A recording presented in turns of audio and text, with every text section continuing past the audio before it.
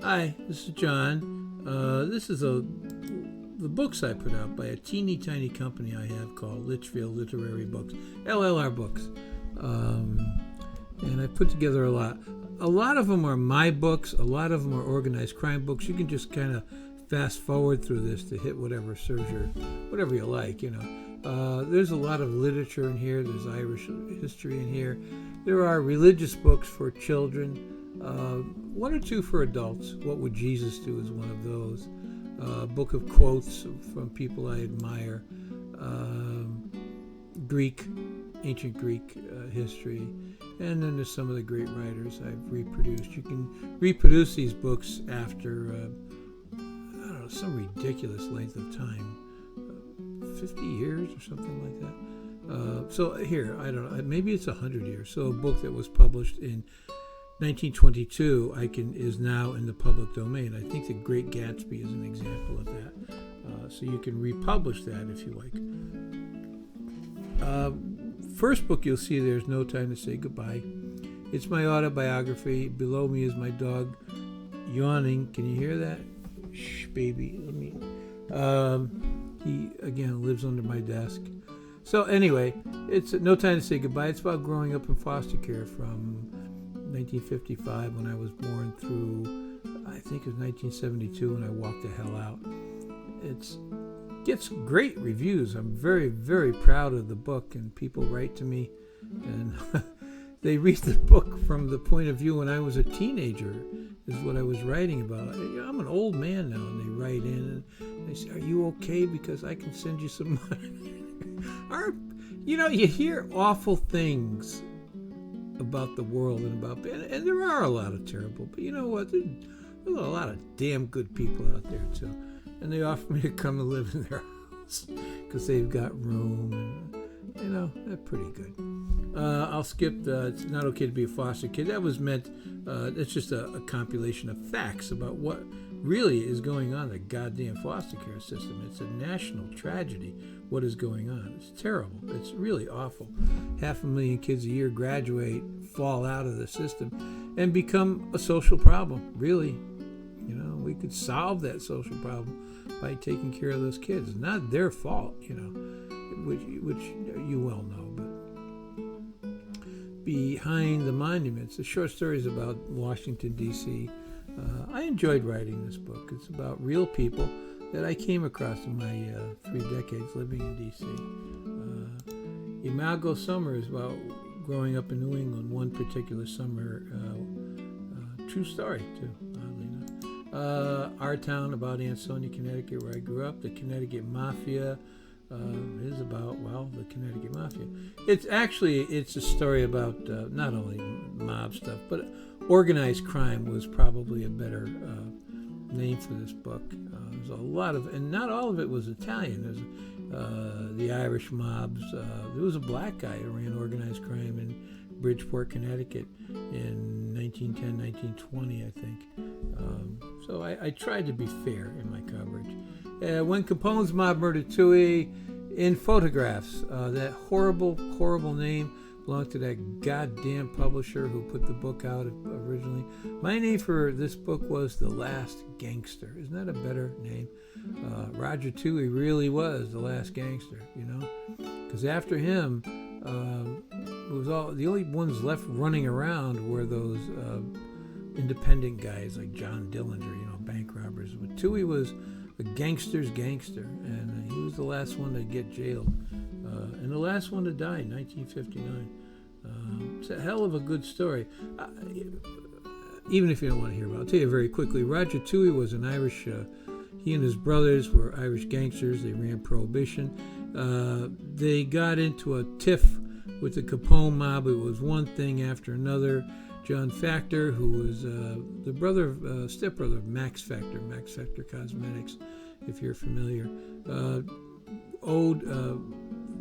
he bilked the British people out of, was it around 200 million today's dollars. And the royal family and a lot of others really higher up in the hierarchy lost money through his schemes. He sold them stock in gold mines in South Africa. He got away with it, by the way. But anyway, he was being deported. He wanted to be deported. He said Toohey kidnapped him, blah, blah, blah. Toohey did 25 years. I've forgotten how long it was in prison. And when he got out, they murdered him. They murdered him, by the way, because he very much planned to sue. He had never stopped suing the mob in Chicago. He got out of prison. He intended to sue all of them individually for taking part in having him jailed. The problem was, those guys in 1933, 34 were punks, like, regular street punk. Now, in 1959, Murray Humphrey, Tony Arcota, Sandra Cobb, they were way up in the hierarchy. And Toohey was going to talk about how the union money was being pumped into Las Vegas and different places. Nobody wanted this. This was a problem. They did offer to let him just go to Florida and disappear, but he didn't want that, and so they murdered him. I think the murderers were Sam Giancana, T. Spataglia, and Cayafano, Marshall Cayafano. And the Best of the Mob Files, you'll see there's two of them here. The Best of the Mob Files series of illustrated articles that I wrote for different places, different organized crime sites. Then the rest of them are, you go through a whole variety of stuff. I have the plays that I've written, a book about the Beatles, which I love, trivia from 1960s music, and then there's a whole lot of crime books. You can go through these organized crime books. It's just, it covers, everybody. Irish hoods, Rhode Island, the Russian mobs, you name it, we got them. So they're all in here. The Jewish mobs. The book of Irish American Gangsters, the book of American Jewish Gangsters is mine. The name on it is Maximilian Zellner. He was still alive when this book got put out, and that was my grandfather, my mother's stepfather. His name was Maximilian Zellner. He was a Jewish guy, and he had no education, but he was a bright guy. So in honor of him, I said, look here, you've written a book. Congratulations. He loved that. He just loved it. Joe Pastrano's War on the Mob is here. That's a very good story. It's an amazing, sad story. And then I've got books on quotes by people I admire, Thoreau and so forth. I've got a lot of religious books in here for children. There are some that are for adults, like The Wisdom of Thomas Merton, What Would Jesus Do, that sort of thing. And then there's a lot of Irish history in here and all sorts of stuff, cookbooks and you name it. Take your time, go through it. If you want to buy something, you can go to Amazon. They're for sale there. My books are priced fairly low, I think. They're reasonable. They're reasonable. The idea is to get them off the shelf, and so I try to price them low. Some I just damn near give away. There's some here on the Civil War and Ghosts. The Ghost of Washington is mine. I enjoyed reading about that, going to the haunted White House. I've talked to people who lived in the White House and guards who work there, and they're pretty bright people, not whack jobs by anybody's standards. And what can we? They swear that doors open by themselves, and lights go on and off, and there's just noises, and so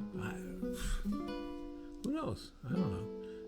But on the other hand, it's a very old house, and there's a series of not caves but tunnels underneath the White House. So you never know, but who knows what's going on.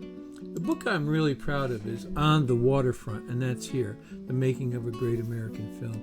And people didn't buy this in droves. They avoided this book by the tens of thousands. I don't know why.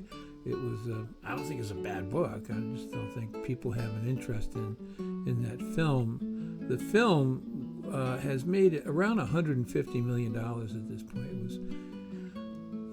It's based on all true stuff, what happened on the waterfront in New York, not New Jersey, where the film was made. It's great acting. It's a great story. I loved making this film, and I met some really, really nice and interesting people. One book that's here is The Day Nixon Met Elvis, and I put this together with Dean Arns. That Elvis just showed up to the White House one day and said, can I come and meet President Nixon? It's an amazing story. It's not a long book. I mean, it's a very short book, but it just is hysterical that he did that. And he wanted a badge, I think. Elvis had a drug problem, but he wanted a drug agent's badge, and he got one. Let me see what else we got in here. Washington's Rules of Civility, very, very good book. You Don't Need a Weatherman. That came out when I was a little boy in the 1960s. I thought it was a cool book when I read it as a kid. I've since outgrown it, Hollywood True Crimes and Scandals is in here. Brent Loveland. Brent Loveland is a name I use because it's a long story. We were trying to invent this perfect guy, and if there were a perfect guy on the planet, what name would he have? Well, of course it'd be Brent Loveland. Isn't that a great name? But Hollywood True Crimes and Scandals, it covers a tremendous amount from the 20s up until 2000 something, about all the weird stuff that goes on in Hollywood. I have another one here, The Book of Odd and Interesting Things People Say. I think you'd love this book. If you like to laugh and have a giggle, this is the book for you. There is a lot of Rudyard Kipling here because he was a great writer. He was a good writer. I have some photo books in here. I'm an amateur photographer, so one is of New York, one is of Chicano Park in San Diego, one is of Chicago. The photos did not come out as well as I thought. It wasn't on my behalf, but the page size, these are photos that were meant to be shown on big pages, and you can only do so much with a written page. So those are my books. Stroll through it. I hope you enjoy it. I hope you buy something that all goes to a good cause, me, so I can write more books. Dracula, I've got that in here, and I think Frankenstein is in here.